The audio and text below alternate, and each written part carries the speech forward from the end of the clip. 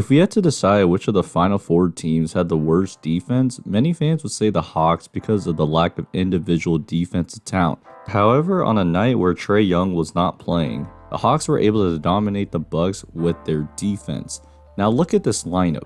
When you think of great individual defensive players, we are not thinking about any of these players listed in that starting lineup, but they were still able to hold the Bucks to 88 points. And so today I wanted to explain why you don't need great individual defensive players to play great team defense. In game 3, Chris Middleton gave Bogdan Bogdanovic a lot of trouble, and he starts off by wanting to attack him again. Look at the pressure Bogdanovic puts on Middleton. He gets up in his airspace so he can go for the screen, and the other 3 help defenders are standing in the paint in case Middleton beats him. Even though Middleton gets fouled, the Hawks were able to pressure the Bucks all night, which gave them trouble. Here, Giannis runs a fake handoff, and even though Holiday is trying to clear her out, Bogdanovic stays in his spot to help Capella, which forces Giannis middle. Lou Williams gets in front of Lopez in case Giannis throws it to the corner, and he decides to fade away and miss. Next possession down, the Bucks try running the cross screen for Giannis, but look at John Collins. He comes to give time for Capella to recover back to Giannis,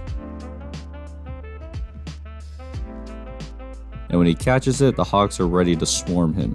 After the pass, Bogdanovic comes to help Huerter's man, and he gives a great contest. In the second quarter, we saw a lot of the same. You can hear the Hawks coach yell, "Kevin Huerter!" and Bogdanovic is in the middle of the floor helping off Giannis. This prevents Holiday from isoing Okongwu and eventually turns into a Connaughton miss. And when Holiday gets fouled, you can see Lou Will go into Okongwu and telling him to make sure to keep his hands up and daps him up in the process. And here, Holiday wants to iso Lou Will. You can see Middleton telling Holiday to drive middle, and Collins is telling Bogdanovic to help on the baseline. Even though Bogdanovic is a little late, Capella and Collins do a great job of swarming PJ Tucker and strips him in the process. The other reason the Hawks were great is because of their hands. As Cam Reddish sees Lopez coming, he first fights to get position, and then he pokes the ball away from Middleton and gets a dunk in the process.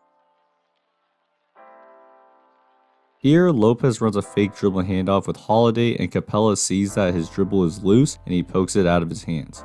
And this final possession was my favorite. So Middleton gets the matchup he wants with Bogdanovic, but he doesn't back down. Bogey first pokes it out of his hands twice, which forces Middleton to retrieve it.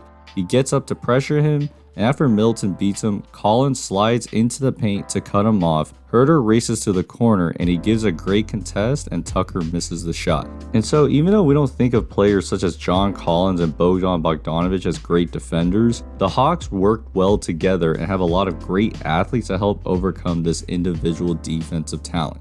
And I hope you guys got a glimpse of why you don't need to have great individual defensive players to play great defense. If you guys want to see extra basketball content, you can follow my Instagram at The Coaches Report, where I'll be posting any clips or any highlights that don't necessarily make these videos. You can also follow me on Twitter. Besides that, if you enjoyed the video, please like and subscribe, and I'll see you guys next time. Peace.